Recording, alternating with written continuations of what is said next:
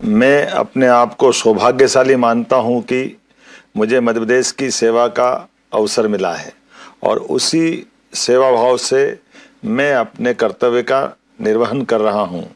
जब मैंने मुख्यमंत्री के रूप में इस महत्वपूर्ण पद की शपथ ली, तब से पूरा प्रदेश ही मेरा परिवार है। आपका सुख ही मेरा सुख है, आपका दुख ही मेरा दुख है। आदरणीय प्रधानमंत्री श्रीमान नरेंद्र मोदी जी के कुशल मार्गदर्शन में मध्य प्रदेश तेजी से विकास पथ पर आगे बढ़ रहा है। प्रदेश की तीव्र गति के विकास का मुख्य आधार आप सब हमारे प्रिय किसान भाई बहन हैं।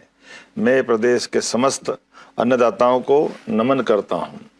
हमारी सरकार किसानों की खुशहाली और उनकी समृद्धि के लिए प्रतिबद्ध होकर कार्य कर रही है। हम न केवल उनकी आर्थिक उन्नति के लिए संकल्पित हैं, बल्कि उनके जीवन में सुख और आनंद के सूर्योदय का प्रयास कर रहे हैं। किसानों की आमदनी बढ़ाए बिना प्रदेश के सर्वांगीण विकास की कल्पना अधूरी है। हमारी सरकार किसानों के हर सुख दुख में साथ है। इसी का परिणाम है कि मध्य प्रदेश सरकार निरंतर किसान हितैषी ऐतिहासिक निर्णय ले रही है।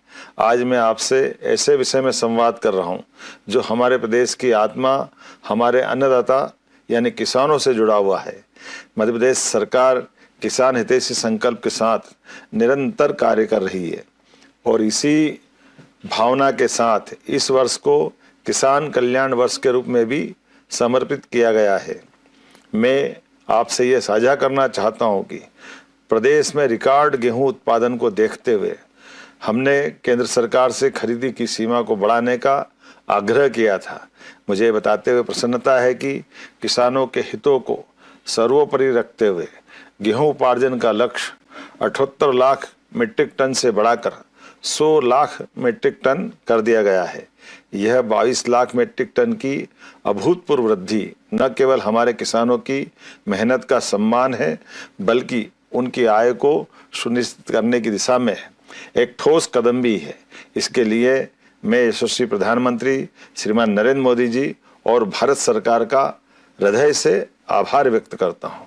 मुझे ये बताते हुए प्रसन्नता है कि आज से पूरे प्रदेश के छोटे बड़े सभी किसान भाइयों से समर्थन मूल्य पर उपार्जन के लिए जो स्लॉट बुकिंग करना चाहे, सभी के लिए स्लॉट पूरी तरह से खोली जा रही है।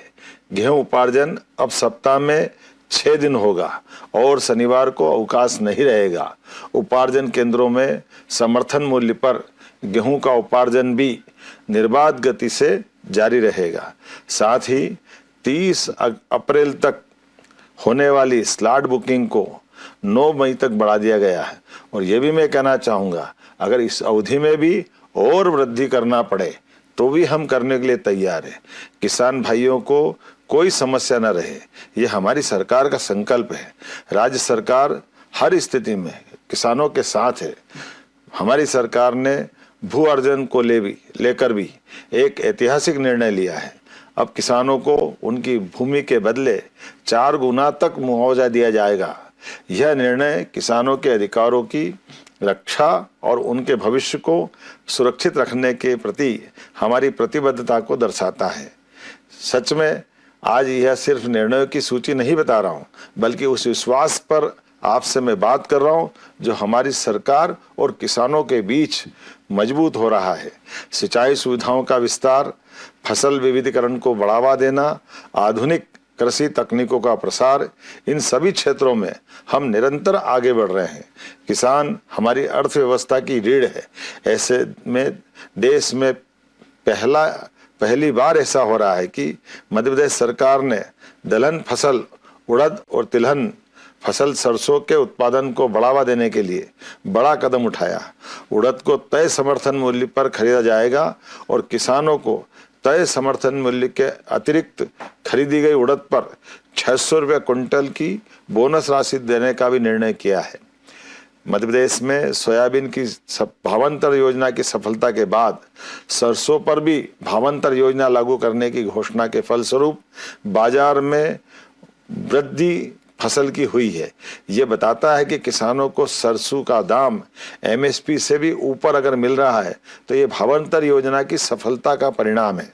आपको विदित होगा कि हमारी सरकार इस वर्ष किसान कल्याण वर्ष के रूप में मना रही है, जिसमें किसानों को केवल 5 रुपए में बिजली कनेक्शन उपलब्ध कराने का निर्णय किया है। साथ ही हमारी योजना है कि अब हमारे किसानों को रात के बजाय आगामी वर्षा काल के बाद सिंचाई के लिए दिन में ही पर्याप्त बिजली मिलेगी। ये प्रयास हमारा है और ये घोषणा भी हमारी है। कृषक मित्र योजना में 90% सब्सिडी पर किसानों को सोलर पंप देश में पहली बार हमारे प्रदेश मध्य प्रदेश में दिए जा रहे हैं, जिससे किसानों के मामले में किसानों की आय बचे, आय बढ़े, किसान आत्मनिर्भर बने। प्रदेश को मिल्क कैपिटल बनाने की दिशा में भी हमारी सरकार निरंतर नवाचारों के साथ आगे बढ़ रही है। हमने दूध उत्पादन से लेकर उसके संकलन के भी प्रयास बढ़ाए हैं। हमने 1752 नई दुग्ध समितियों का गठन किया है। हमारा प्रतिदिन दूध संकलन आज 10 लाख किलोग्राम से भी अधिक पहुंच गया है। दूध उत्पादक किसान भाइयों की 1600 करोड़ रुपए से अधिक की राशि का भुगतान भी हमारे द्वारा किया गया है। किसानों को अब दूध का दाम प्रति किलो 8 से 10 रुपया प्रति किलो बढ़कर मिल रहा है। ये सिर्फ आंकड़े नहीं हैं, बल्कि मध्य प्रदेश को मिल्क कैपिटल बनाने की दिशा में क्रांतिकारी कदम है। हम चाहते हैं कि किसानों की आय बढ़ाने के लिए पशुपालन के साथ ही दूसरे नए रास्ते भी तैयार हो।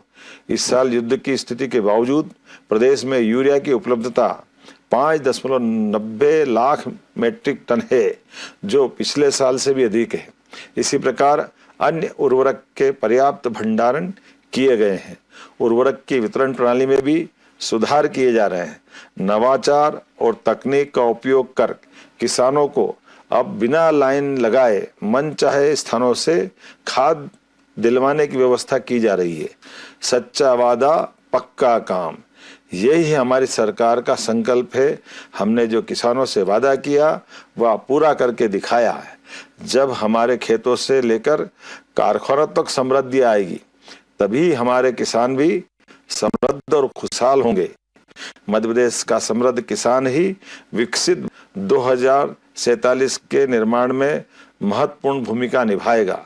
मैं प्रदेश के सभी किसान भाई बहनों को आश्वस्त करता हूं कि आपकी मेहनत, आपका पसीना और आपका भविष्य हमारी सरकार की सर्वोच्च प्राथमिकता है। आपकी समृद्धि ही मध्य प्रदेश की ताकत है। आइए हम सब मिलकर किसान कल्याण वर्ष में मध्य प्रदेश को कृषि के क्षेत्र में नई ऊंचाइयों तक ले जाएं।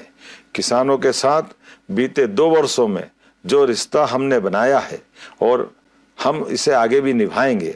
हम हर परिस्थिति में आखिर तक किसान अर्थात अन्नदाताओं के साथ खड़े रहेंगे। आप सभी का बहुत बहुत धन्यवाद। भारत माता की जय। जय बलराम। तो सीएम डॉक्टर मोहन यादव को सुन रहे थे आप। करीब 8 मिनट का सीएम डॉक्टर मोहन यादव का यह संबोधन था, जिसमें सीएम डॉक्टर मोहन यादव ने किसानों को संबोधित करते हुए कई बड़ी बातें कही है। सीएम डॉक्टर मोहन यादव ने बड़ी घोषणा करते हुए कहा कि गेहूं उपार्जन सप्ताह में अब 6 दिन किए जाएंगे। शनिवार को भी गेहूं खरीदी की जाएगी। सीएम डॉक्टर मोहन यादव ने इसको लेकर ये बड़ी घोषणा की है। साथ ही सीएम डॉक्टर मोहन यादव ने यह कहा है कि 30 अप्रैल तक के स्लॉट बुकिंग को आगे बढ़ाया गया है, यानी कि अब तक जो किसान स्लॉट बुक नहीं कर पाए हैं उनके लिए तारीखों को आगे बढ़ाया गया। और साथ ही सीएम डॉक्टर मोहन यादव ने कहा है कि जब तक हर एक किसान अपने गेहूं को ना बेच ले, तब तक सरकार लगातार गेहूं उपार्जन की प्रक्रिया को जारी रखेगी। सरकार की कोशिश यही है कि सभी किसानों की गेहूं खरीदी जाए। साथ ही देखिए, सीएम डॉक्टर मोहन यादव ने केंद्र सरकार का भी आभार जताया और खासतौर पे प्रधानमंत्री नरेंद्र मोदी का आभार जताते हुए सीएम डॉक्टर मोहन यादव ने कहा है कि गेहूं खरीदी की सीमा को बढ़ाया गया। जो सीमा पहले 78,000 मीट्रिक टन थी, उसे बढ़ा करके अब 1 लाख मीट्रिक टन किया गया है, यानी कि सीधे तौर पे सीएम डॉक्टर मोहन यादव ने केंद्र सरकार का आभार जताया। साथ ही सीएम डॉक्टर मोहन यादव ने यह कहा है कि लगातार प्रदेश में नवाचार किया जा रहा है, तकनीकों का उपयोग किया जा रहा है और प्रदेश को मिल्क कैपिटल बनाने का भी लक्ष्य रखा गया है। और साथ ही देखिए सीएम डॉक्टर मोहन यादव ने यहां पर अपने संबोधन में प्रदेश के किसानों को संबोधित करते हुए कई बड़ी बातें कही है।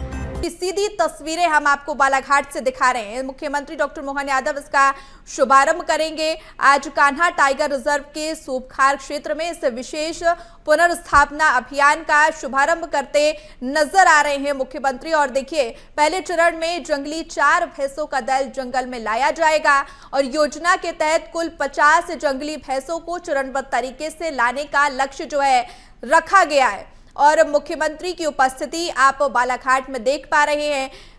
जंगली भैंस पुनर्स्थापना अभियान का शुभारंभ करते मुख्यमंत्री नजर आ रहे हैं। योजना के तहत कुल 50 जंगली भैंसों को चरणबद्ध तरीके से लाने का लक्ष्य रखा गया है। और देखिए भैंसों को छोड़ते हुए मुख्यमंत्री ये नजर आ रहे हैं, इसका शुभारंभ करते नजर आ रहे हैं। जंगली भैंस पुनर्स्थापना अभियान का शुभारंभ करते मुख्यमंत्री नजर आ रहे हैं। बालाघाट मुख्यमंत्री पहुंचे हैं और उसकी सीधी तस्वीरें हम आपको बालाघाट से दिखा रहे हैं। और देखिए इस योजना के तहत कुल 50 जंगली भैंसों को चरणबद्ध तरीके से लाने का लक्ष्य जो है वो रखा गया है। इस पहल का उद्देश्य भी हम आपको बता दें, इस पहल का उद्देश्य वन्यजीव विविधता को मजबूत करना है। यह कार्यक्रम राज्य के वन संरक्षण प्रयासों में एक महत्वपूर्ण कदम माना जा रहा है। और देखिए बालाघाट मुख्यमंत्री डॉक्टर मोहन यादव पहुंचे हैं, इसका शुभारंभ उन्होंने किया है। जंगली भैंस पुनर्स्थापना अभियान का शुभारंभ करते ये मुख्यमंत्री नजर आ रहे हैं। और देखिए मध्य प्रदेश में जंगलों में चीतों की सफल पुनर्स्थापना के बाद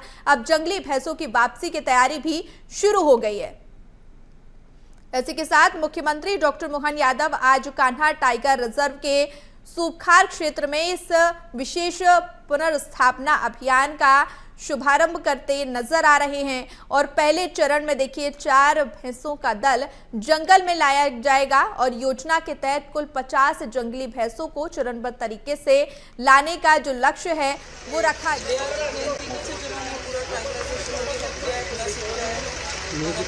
वहाँ अपने कितने मेहमान छोड़ के आए सर? अभी 4 और 4 अभी आएगा। इस साल में सर अपने को 15 लाना है इस साल।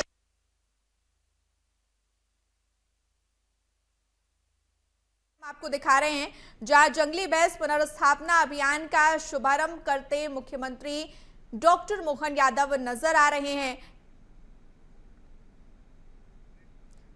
वहीं जैव विविधता अनुवांशिक संरक्षण के लिए यह महत्वपूर्ण पहल है। और पहले चरण में जंगली 4 भैंसों का दल जंगल में लाया जाएगा। और आपको बता दें कि योजना के तहत कुछ 50 जंगली भैंसों को चरणबद्ध तरीके से लाने का लक्ष्य रखा गया। काजीरंगा से भैंसें लाई गई इतनी बारिश और इतना तूफान आया, उन्होंने बोला आज तो जाने जैसा नहीं होगा। और फिर उसके बाद 8:30 बजे तक ट्रैंक्विलाइज करके फिर हम लोगों को दिया। तो बालाघाट से ये सीधी तस्वीरें हम आपको दिखा रहे हैं जहां मुख्यमंत्री डॉक्टर मोहन यादव पहुंचे हैं। एमपी में जंगली भैंसों की वापसी हो रही है। और देखिए जंगली भैंस पुनर्स्थापना अभियान का शुभारंभ करते नजर आए। और मध्य प्रदेश में जंगलों में चीतों की सफल पुनर्स्थापना के बाद अब जंगली भैंसों की वापसी की तैयारी भी शुरू हो गई है। देखिए मुख्यमंत्री डॉक्टर मोहन यादव आज कान्हा टाइगर रिजर्व के सूपखार क्षेत्र में इस विशेष पुनर्स्थापना अभियान का शुभारंभ करते नजर आए। और पहले चरण में जंगली 4 तो देखिए योजना के तहत कुल 50 जंगली भैंसों को चरणबद्ध तरीके से लाने का लक्ष्य रखा गया है। इस पहल का उद्देश्य है वन्यजीव विविधता को मजबूत करना। यह मध्य प्रदेश के लिए आज का ऐतिहासिक दिन है। 150 साल बाद मध्य प्रदेश की धरती पर कान्हा टाइगर अभयारण्य में एक बार फिर जंगली भैंसा, मैं मान के चलता हूं कि ये हमारे पर्यावरण के लिए, परिस्थिति तंत्र के लिए अद्भुत अवसर है। हमारी अपनी धरती पर हमारे गए मेहमान का आगमन का शुभागमन है। मेरी अपनी ओर से बहुत बधाई। और जैसा कि मुझे बताया गया है कि इनके आने से हमारे ये पूरे इकोसिस्टम में बड़ी मदद रहेगी। हमारे घास के मैदानों पर बड़ी घास को इनके माध्यम से, जो इनके बीच की एक कड़ी जो मिस थी, जिसके कारण से हमको अपने कई प्रकार के चुनौतियों के वातावरण से निकलना पड़ता था। लेकिन सच में ये अद्भुत मौका है। ऐसे ही अवसरों से हमारा न केवल जंगल समृद्ध होता है, बल्कि यशस्वी प्रधानमंत्री के नेतृत्व में हमारा एक एक करके वो सारे वन्य प्राणी जो विलुप्त प्राय या कई साल पहले यहाँ से चले गए, अब मध्य प्रदेश के जंगल में सारे वो जानवर आ रहे हैं, जिनके लिए सदैव हमारे जंगल की शोभा भी बढ़ेगी, वन्य प्राणियों की दृष्टि से भी ये आकर्षण का स्थान बनेगा, स्थानीय स्तर पर टूरिज्म की दृष्टि से भी बहुत ये अनुकूलता बनेगी और असम के साथ एक नया रिश्ता हमारा बना है। मैं असम के मुख्यमंत्री हेमंत बिस्वा शर्मा जी को धन्यवाद दूंगा। पिछले से हमने विजिट की थी और जंगली भैंसा और गेंडा लाने की बात की थी और ये उस कड़ी का पहला चरण हमारा आज प्रारंभ हुआ। लगभग 4 जंगली भैंसा हमारे पास आए हैं, जिसमें 3 फीमेल 1 मेल है और ये अच्छी बात है कि ये अभी किशोरावस्था से आगे बढ़ रहे हैं। ऐसे समय में इनकी लाइफ भी अच्छी रहेगी, स्वस्थ भी है, मस्त भी है, माँ कामाख्या का आशीर्वाद भी है। स्टेट के बाद क्या बफेलो स्टेट भी बनेगा? नहीं, इसी प्रकार से हमारे राज्य के अंदर आज की स्थिति में देश का चीता स्टेट हमारा अपना बना हुआ है, लेपर्ड है, भेड़िए है, जंगली भेड़िए है, हमारे मगरमच्छ से लेके घड़ियाल तक और गिद्ध स्टेट हमारा बना है। ऐसे में सब प्रकार के प्राणियों से समृद्ध मध्य प्रदेश का जो अतीत का गौरवशाली पक्ष रहा है वो पुनर्समृद्ध हो रहा है और एक एक करके वो सब चीजें जो कई सौ साल पहले तक थी लेकिन ये सपना देखते थे, आज वो साकार होते दिखाई दे रहा है। हमारे और आपके साथ हम इस पीढ़ी के साथ जो छोड़ के जाएंगे वो आने वाले समय ये और आगे बढ़े, इस दिशा में लगातार काम कर रहे हैं। हमारी अपनी सरकारों का गठन होता है, सरकार के माध्यम से जनता के कल्याण के भौतिक अधोसंरचना के काम होते हैं, लेकिन समस्त चराचर जगत में परिस्थिति तंत्र के लिए जो काम होता है वो अद्वितीय होता है और इसमें कठोर और कड़े निर्णय लेने की आवश्यकता पड़ती है। मुझे इस बात की प्रसन्नता माननीय प्रधानमंत्री श्रीमान नरेंद्र मोदी जी के आशीर्वाद से 2022 में पूरे समूचे एशिया महाद्वीप से जो चीते गायब हो गए थे, न केवल उनका सफलतापूर्वक पुनर्वसाहट हुई है, बल्कि हमारे 2 तो चीता के अभयारण्य आज गांधी सागर और श्योपुर कूनो में प्रारंभ हुआ, तीसरा भी हमारा सागर के पास नौरोदेही बनकर तैयार है। ऐसे में एक एक करके वो सारे वन्य प्राणियों के लिए हम काम कर रहे हैं, जिनकी आज हमारे सबके लिए उस भविष्य की दृष्टि से ये धरोहर के रूप में रहेंगे। मेरी अपनी ओर से इस अवसर पर माननीय सांसद हमारी भारती पारदी जी, हमारे भगत सिंह नेताम जी, हम सब ने मिलकर आज आनंद के साथ इस अवसर के साक्षी बनने का सौभाग्य पाया है। मैं मध्य प्रदेश के लोगों को बधाई देना चाहूँगा। बीते दिन हमने नारी सशक्तिकरण का एक बड़ा निर्णय करते हुए विधानसभा का विशेष सत्र मनाया और आज ये हमने अपने जंगल की खूबसूरती बढ़ाने के लिए जंगल के नए मेहमान का स्वागत किया है। कान्हा की धरती पर सच में हमारा जंगल का एक नया इतिहास आज से प्रारंभ हो रहा है। मेरी अपनी ओर से बधाई।